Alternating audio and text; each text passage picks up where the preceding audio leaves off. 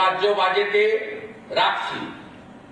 আর সংকল্পপত্র আর যা যা আমরা বলে গেছিলাম আমরা পর্যায়ক্রমে সেটা করব। আমাদের কর্মচারীদের পে কমিশন 7 কমিটি গঠন করা হয়েছে। এরিয়ার দিয়েও আমরা আসার পরে প্রায় 3 লক্ষ কর্মচারী এবং পেনশনার যাদের ডিউ ছিল তাদেরকে আমরা 16 থেকে 19 ক্লিয়ারও করেছি, বাকিটাও পর্যায়ক্রমে আমরা করছি। এবং ডিএ সহ অন্যান্য বিষয় 22 জুন বাজেটে আমাদের থাকবে। আমরা এটাও আপনাদের মাধ্যমে এবারে কর্মচারী শিক্ষকদের বড় অংশ তারা কিন্তু স্বচ্ছ নির্বাচনের ক্ষেত্রে গণতন্ত্র রক্ষা করার ক্ষেত্রে এগিয়ে এসেছেন। আমরা তাদেরও স্বার্থ রক্ষা করার ক্ষেত্রে লফুল আইনসম্মত স্বার্থ রক্ষা করার ক্ষেত্রে আমরা প্রচেষ্টা নিচ্ছি। এইগুলো আমি বলে রাখলাম, সময় অনেক লাগবে, আবার দেখা হবে, আবার কথা হবে। আমি আপনাদের কতগুলো কর্মসূচিতে সহযোগিতা চাইব। ইতিমধ্যে 5 তারিখ বিশ্ব পরিবেশ দিবসে মায়ের নামে একটি গাছ সব পুরসভা ব্লকে অনুষ্ঠিত হয়েছে, খুব ভালো করে হয়েছে। আমরা এবছর 1,10,00,000 গাছ লাগাবো মায়ের নামে একটি গাছ। আমরা এই কর্মসূচি নিয়েছি। আমাদের প্রধানমন্ত্রী 12 বছর সম্পূর্ণ হচ্ছে। 5 তারিখ থেকে 21 তারিখ যে প্রোগ্রাম চলছে, মাননীয় লকেট চট্টোপাধ্যায় সমন্বয়ের দায়িত্বে আছেন। আমরা সরকারি কর্মসূচি সফল করার ক্ষেত্রে আপনাদের সহযোগিতা চেয়েছি। 5 তারিখের প্রোগ্রাম খুব সাকসেস হয়েছে। 3 দিন প্রত্যেকটা ব্লকে এবং মিউনিসিপ্যালিটিতে, বড় ব্লকে 2 জায়গায়, ছোট ব্লকে 1 জায়গায়, বড় মিউনিসিপ্যালিটিতে 2 জায়গায়, ছোট মিউনিসিপ্যালিটিতে 1 জায়গায়। কলকাতা কর্পোরেশনের ক্ষেত্রে প্রত্যেকটি বড়োতে আমাদের জনকল্যাণ শিবির হচ্ছে 15, 16, 17, 3 দিন ব্যাপী। সেখানে ভারত সরকার মাননীয় প্রধানমন্ত্রীর নেতৃত্বে এবং রাজ্য সরকার একযোগে কি কি পরিষেবা জনগণকে দিতে পারে সেটা আমরা জনকল্যাণ শিবিরের মাধ্যমে করব। যারা বিভিন্ন স্কিমে, পিএম কিষাণ সম্মান নিধি থেকে, শ্রম দপ্তরের একাধিক স্কিম থেকে, আমাদের প্রধানমন্ত্রী সূর্য ঘর থেকে, স্বচ্ছ ভারত থেকে, রাজ্যের অন্নপূর্ণা যোজনা থেকে, বার্ধক্য ভাতা, দিব্যাঙ্গ ভাতা থেকে শুরু করে যা যা প্রকল্প আছে কেন্দ্র এবং রাজ্যের, সেখানে নাম নথিভুক্তকরণ করতে পারবেন। এবং সেই কর্মসূচির ক্ষেত্রে আমরা বিস্তারিতভাবে তাদেরকে জানানোরও ব্যবস্থা নিয়েছি। আপনাদের সকলের মাধ্যমে জনগণের কাছে এই বার্তা পৌঁছে দিতে চাই, যাতে জনগণের অংশগ্রহণ হয়। 208টি কেন্দ্রে আমরা জিতেছিলাম, একটি কেন্দ্র আমাকে ছাড়তে হয়েছে, 207-এ আমরা আছি। তাই যে এলাকায় বিধায়ক নেই আমাদের দলের, সেই এলাকায় এই কর্মসূচি সফল করার ক্ষেত্রে, জনগণকে সঠিক তথ্য প্রদানের ক্ষেত্রে জেলা সভাপতি, মন্ডল সভাপতিরা গুরুত্বপূর্ণ ভূমিকা নেবেন, এইটুকু অনুরোধ আপনাদের কাছে করব। আপনারা জানেন 1947-এর 4 এপ্রিল থেকে 6 এপ্রিল তারকেশ্বরে হিন্দু মহাসম্মেলনে পশ্চিমবঙ্গকে ভারত মুক্তির সিদ্ধান্ত গৃহীত হয়েছিল ডক্টর শ্যামাপ্রসাদ মুখার্জির নেতৃত্বে।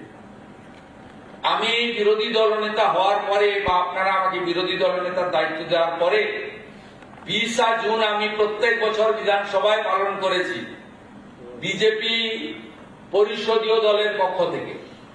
এটা মুখ্যমন্ত্রীর খুব গায়ে লেগেছিল 21, 22, 23। তাই তিনি জোর করে 1 বৈশাখকে পশ্চিমবঙ্গ দিবস ঘোষণা করেন, একদম জোর করে। আমাদের ক্যাবিনেট 3 তারিখে হেরো মুখ্যমন্ত্রী, বিদায়ী মুখ্যমন্ত্রী, যিনি দুবার হেরেছেন আমার কাছে নন্দীগ্রামে, ভবানীপুরে, তার সিদ্ধান্ত বাতিল করা হয়েছে। আগামী 20 জুন পশ্চিমবঙ্গ দিবস পালিত হবে।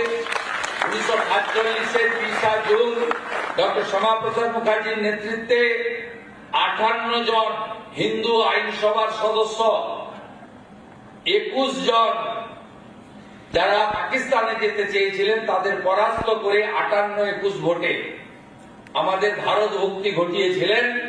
তাই কপালে টিকা, গলায় গেরুয়া দিয়ে আমরা এখনো বন্দে মাতরম, ভারত মাতা কি জয়, জয় শ্রীরাম বলতে পারছি, নইলে আমাদের আজ বাংলাদেশে থাকতে হতো।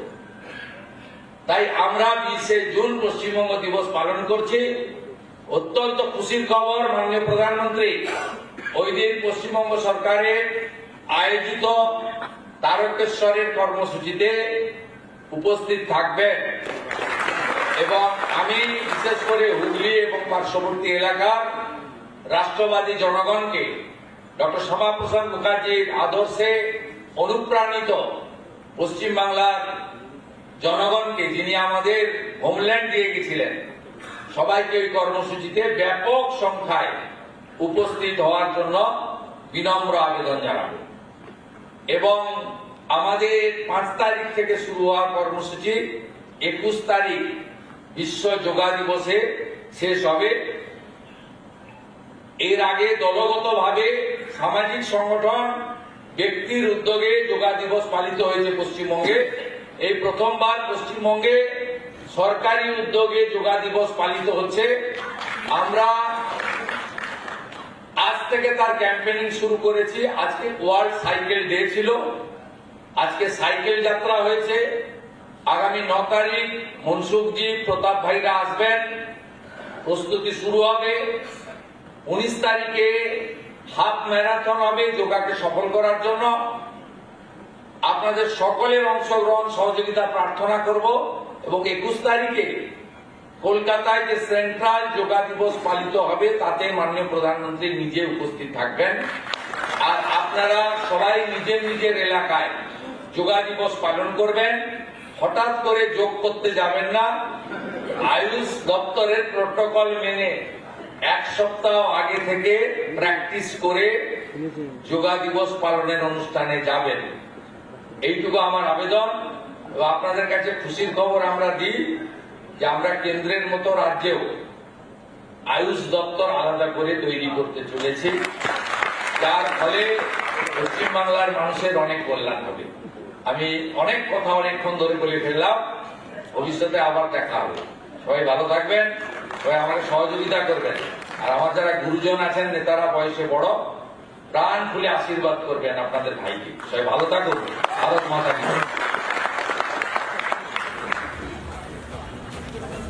আজকের এই প্রশিক্ষণ মহাভিযানে আমরা শুনছিলাম বিশ্ব বাংলা কনভেনশন মুখ্যমন্ত্রী শুভেন্দু অধিকারী তিনি যেভাবে প্রত্যেকটা কর্মসূচির কথা বলছিলেন, যেভাবে যে কর্মসূচিগুলো এতদিন ধরে আটকে ছিল সেগুলো কিভাবে এখন নতুন পরিবর্তনের সরকার আসার পর থেকে ত্বরান্বিত হচ্ছে এবং সেই থেকে বাংলার যে নির্দিষ্ট দিন, সেই দিন থেকে শুরু করে 21 তারিখ পর্যন্ত যে কর্মসূচি পালন, সেই সমস্ত নিয়ে একেবারে সরাসরি সবকিছু আমাদেরকে বোঝালেন শুভেন্দু অধিকারী, রাজ্যের মুখ্যমন্ত্রী।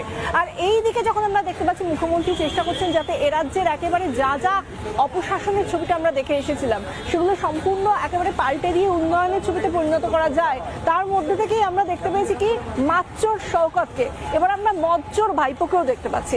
কারণ 2017 সালে যে আবগারি নীতিটা ছিল, সরকারি আবগারি নীতি, সেটাকে রীতিমতো দুর্নীতি করে দেওয়া হয়েছিল শুধুমাত্র চোর ভাইপোর কাছে, যাতে